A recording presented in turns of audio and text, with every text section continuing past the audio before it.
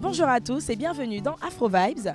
Aujourd'hui, nous sommes sur la Côte d'Azur, comme vous pouvez le voir, plus précisément à Nice, 5e ville de France et réelle niche de talent.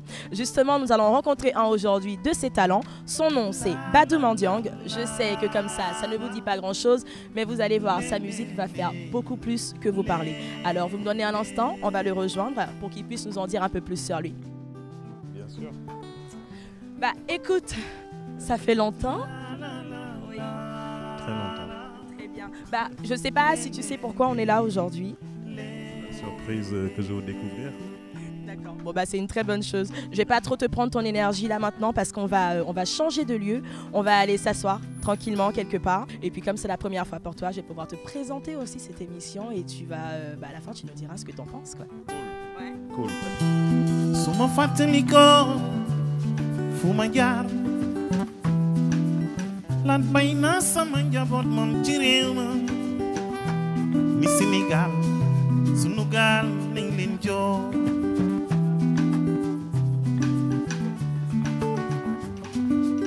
Rebonjour Badou.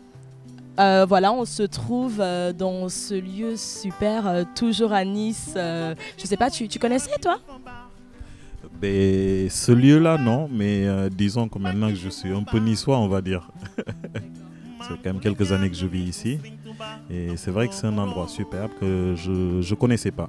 Bah, avant toute chose, on va te présenter avant de débuter tout ça. Donc Badou, tu es originaire de la Casamance, d'une famille mandingue où la musique est le souffle de vie.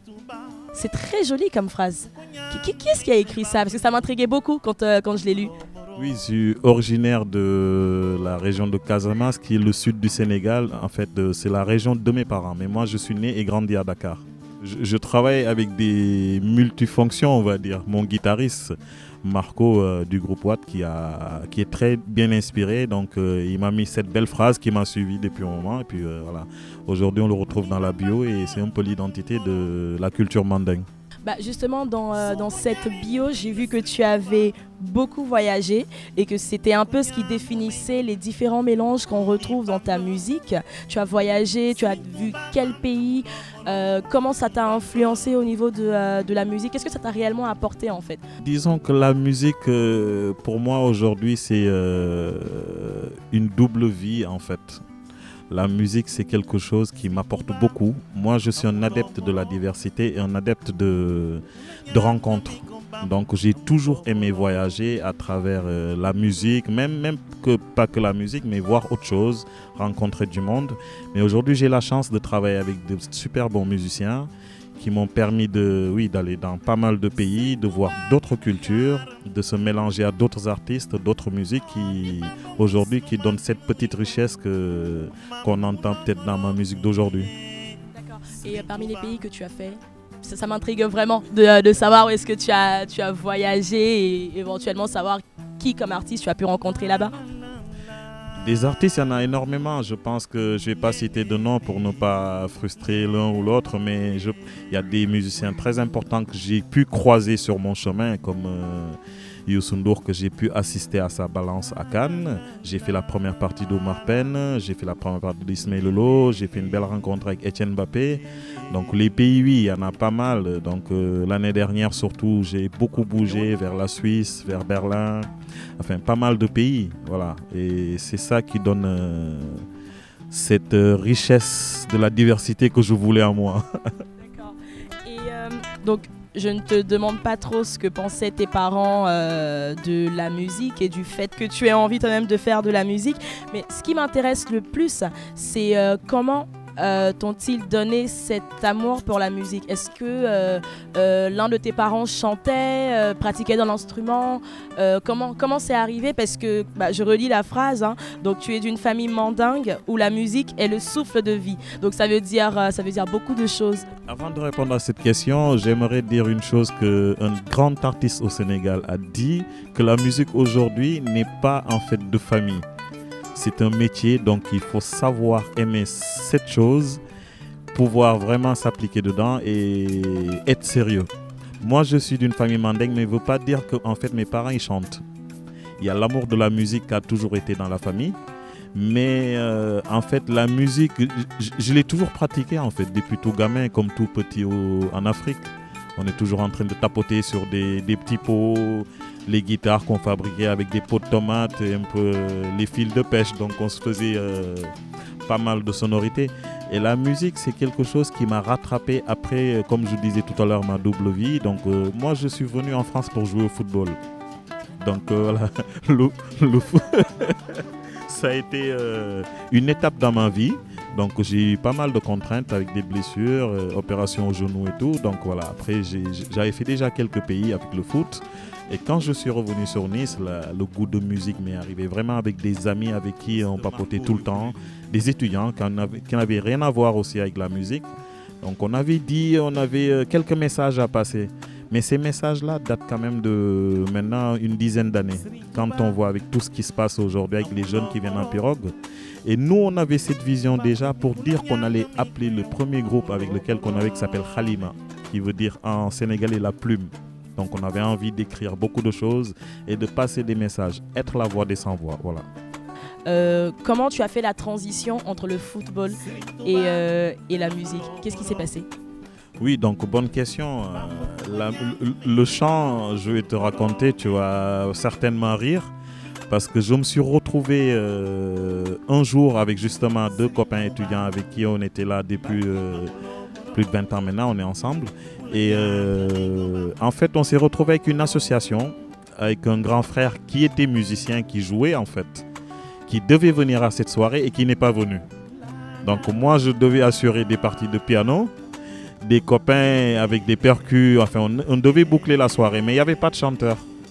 Donc ce jour-là, il fallait que quelqu'un chante. Donc je me suis mis au micro, j'ai commencé à entendre ma voix et je demandais qu'on me mette beaucoup d'effets pour entendre ma voix très loin. Donc c'était très joli, je me dis, ah ben tiens, pourquoi pas je ne chanterai pas. Et puis à la fin de la soirée, il y a des gens qui me demandent, vous vous produisez où le week-end pour venir vous écouter? Et moi j'ai rigolé, j'ai dit non, certainement je ne suis pas chanteur. Et ah bon? Ben oui, je ne suis pas chanteur. Et c'est parti de là le goût de la musique.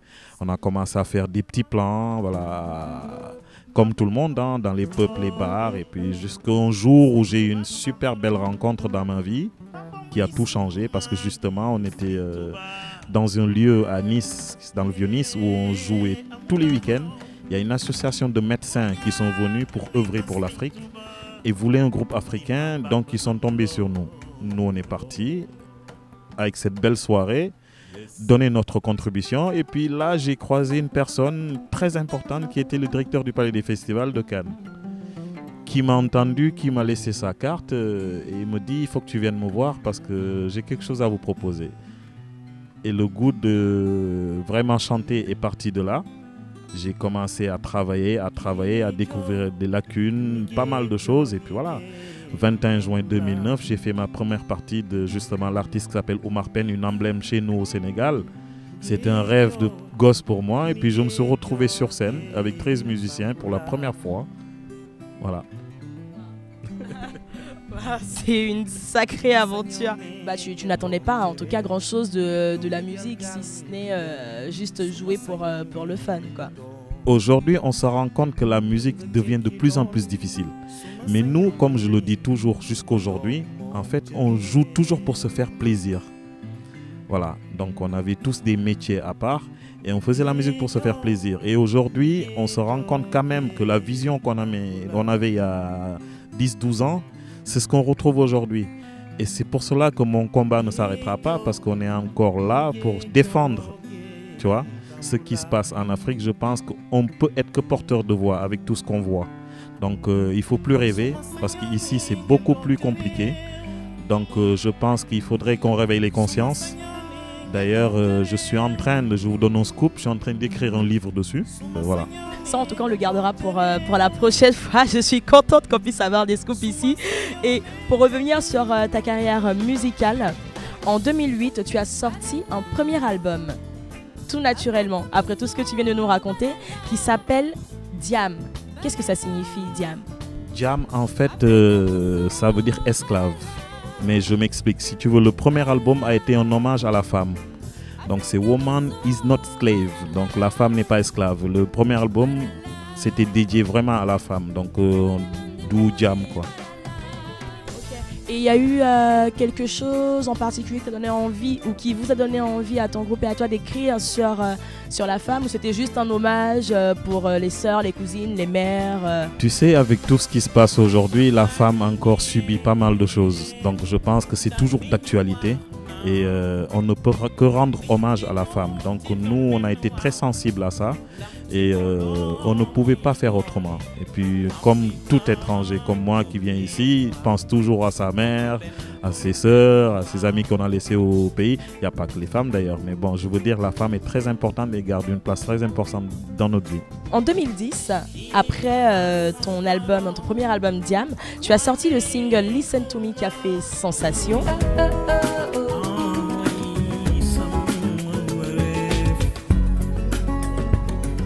Listen to me, listen to me. Listen to me, listen to me. Tu as entamé une très longue tournée au cours de laquelle tu as pu rencontrer les artistes parmi certains artistes que tu nous as cités là il y a quelques instants. Et aujourd'hui sur scène, ça se passe comment pour toi? C'est quoi ta formation? Disons que j'ai eu un parcours vraiment riche en fait, et je suis très heureux de faire ce parcours parce que j'ai eu une formation qui était Halima avec 13 musiciens. Après je me suis retrouvé avec une formation de 5 musiciens. Après j'ai eu pas mal de formations en fait. Je m'adaptais en fait par rapport à la situation actuelle de la musique. Et aujourd'hui je suis sur 2 formations. Donc le groupe Watt, donc World Acoustic Trip, c'est vraiment ma formation que j'ai montée il y a 1 an. On est en train d'ailleurs bientôt on sort l'album, on est en train d'enregistrer. Et j'ai une autre formation, Afro Jazz, avec un musicien qui s'appelle Joe Kayat, pianiste, qui a beaucoup voyagé, qui a connu une partie de l'Afrique, c'est-à-dire le Mali, le Burkina, tout ça. Donc pas mal de richesses. Et d'ailleurs c'est avec lui que je joue dans pas mal de concerts, des festivals qu'on a dans le coin et un peu partout en France. Donc voilà. Donc c'est Joe et Badou, la formation. Sinon, j'ai le groupe Watt avec Marco Giacomoni, Jean-Luc. C'est vraiment des frères. Donc Philippe Siminato, percu, j'ai Frank Lodon à la basse et puis Pascal Reva à la batterie. Des super musiciens.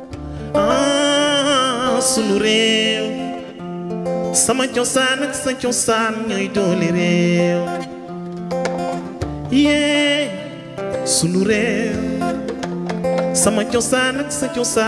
doole réew.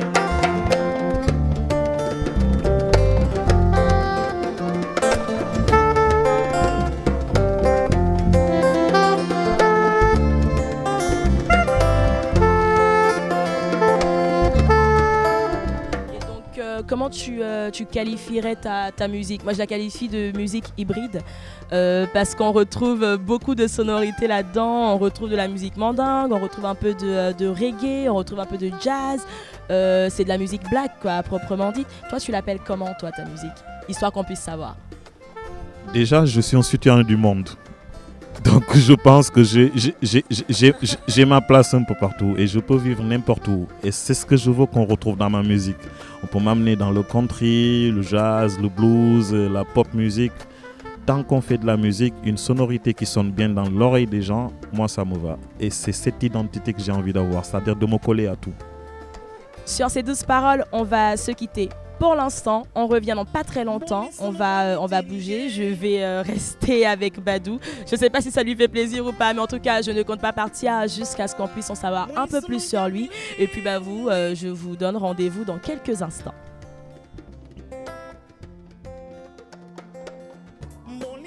Donc Badou, est-ce que tu es marié? Oui. Si tu devais t'exiler sur une île déserte avec un objet, ce serait lequel? Une guitare. Vous vous donnez des surnoms entre musiciens, entre vous? Badouni. Ça, c'est son surnom. Badouni, c'est son surnom. Badouni. Le petit Badou. Parce que Ni en Bambara, ça veut dire petit quoi, petit Badou. Et lui, c'est Gallo. Diallo, ah ouais, je l'ai trouvé. Non, comment t'as su ça? Attends. Ah, c'est Keïta qui t'a. Alors Badou, qu'est-ce que tu préférerais vivre en tant que noir aux États-Unis, dans le sud, ou être stripteaseur? Non, noir aux États-Unis, évidemment. Est-ce que tu sais faire la voix de tête? Ouais. Bah vas-y, je t'en prie. Ah, je Non. sais pas. Oh, c'est ça la voix de tête. Oh. Comment tu as fait ta demande à ta femme? À ma femme Joe ou... Non, à Non, ta, moi, à ta je femme. suis désolé. Je sais pas. Je sais pas.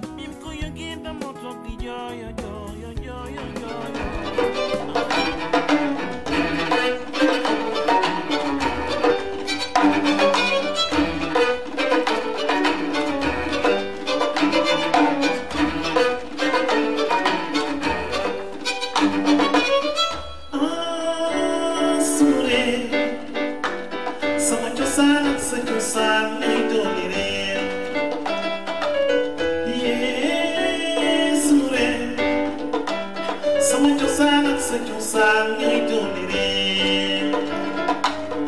silence,